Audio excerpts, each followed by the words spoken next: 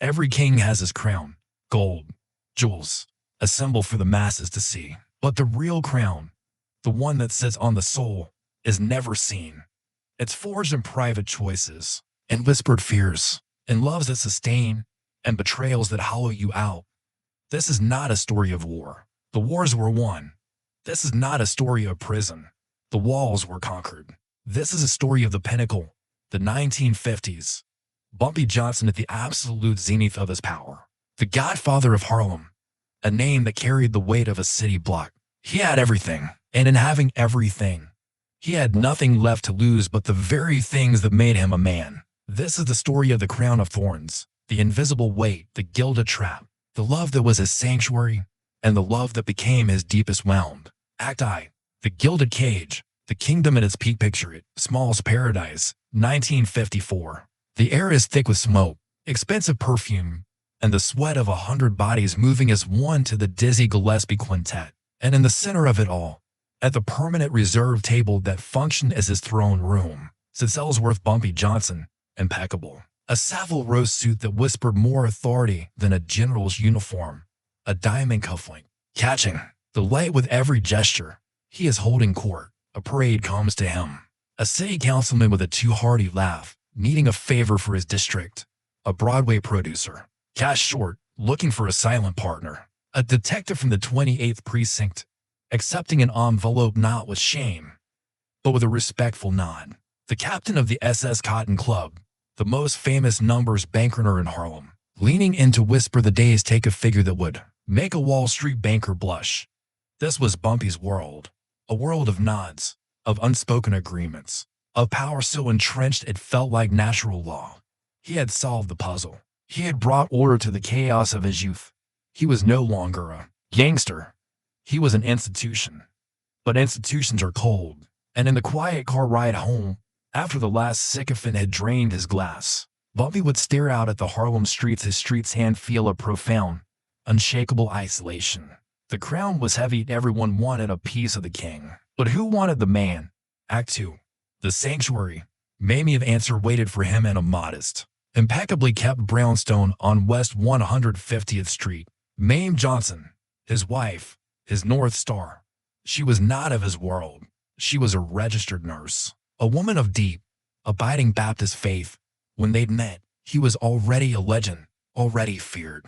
She saw past it, or rather, she saw through it. She saw Ellsworth, the lonely, brilliant, wounded boy who loved Chaucer and chess. With Mayme, the crown came off. Here, he was not Bumpy.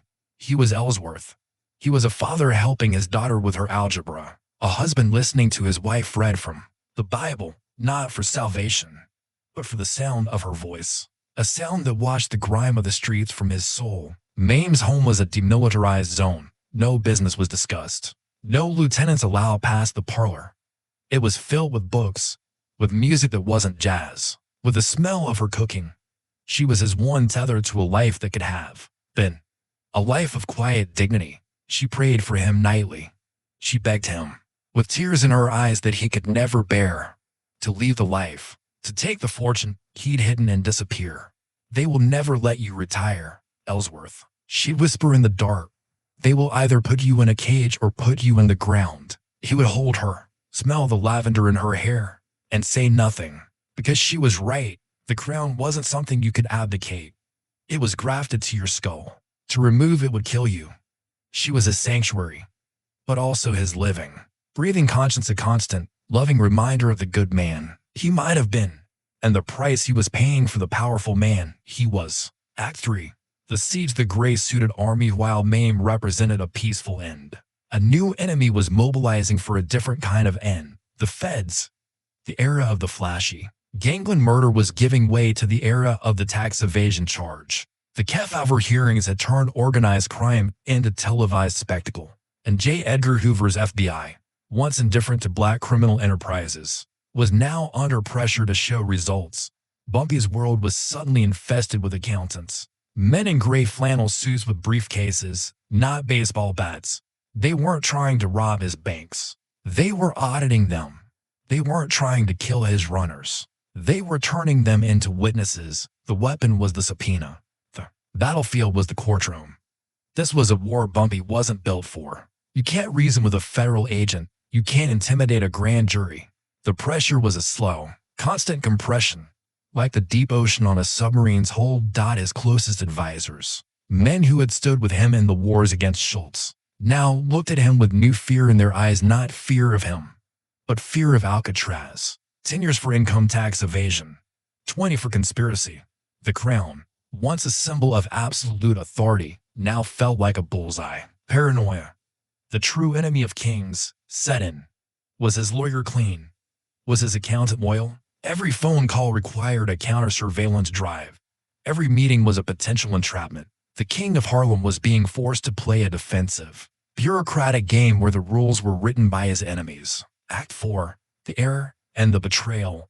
The Prince of Shadows sand into this pressure cooker walked the successor. Let's call him Lamar, a young man from Philadelphia, sharp as a scalpel, handsome, with a smile that could disarm a cop and a mind for numbers that rivaled Bumpy's own. He wasn't a product of the old Harlem gangs. He was a new breed, college-educated, smooth, ambitious. Bumpy saw in him everything he had been, but refined, unscarred. He took Lamar under his wing, not as a soldier, but as a protégé, a son. He taught Lamar the intricate architecture of his empire, not just the violence, but the politics. How to balance the books that the feds couldn't trace. How to talk to a corrupt union boss. How to launder money through a chain of funeral homes. Lamar absorbed it all, his eyes bright with a hunger that Bumpy mistook for dedication. The betrayal didn't come with a gun. It came with a ledger. Bumpy began to notice discrepancies, small at first. A numbers bank in the Bronx was underreporting. A nightclub he owned a piece of was showing unexplained losses. Then, whispers.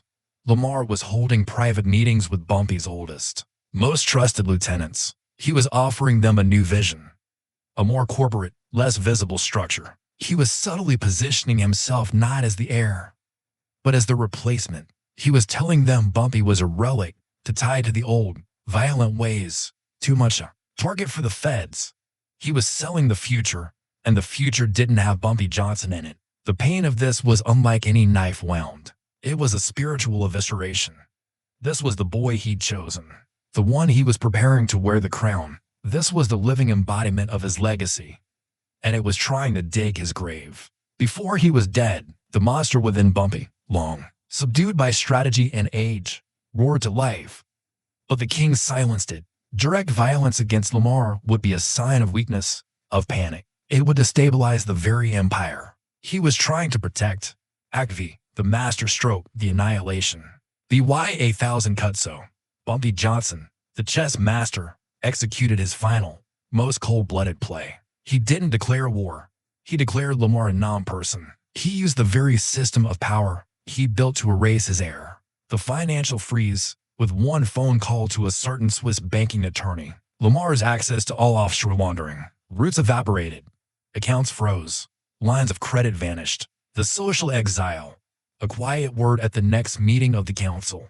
A gathering of Harlem's top legitimate and illegitimate businessmen. Lamar does not speak for me. That was all. Suddenly, Lamar's phone stopped ringing. Doors were under renovation when he arrived. The political poison. A donation was made. A judge was played golf with. The word went out to the very federal agents investigating Bumpy. Look at the protégé. Look at his new money. He's the one trying to build something bigger. He turned the heat of the state onto Lamar. He didn't kill Lamar. He made him irrelevant. He stranded him in a desert of his own ambition with no oasis in sight.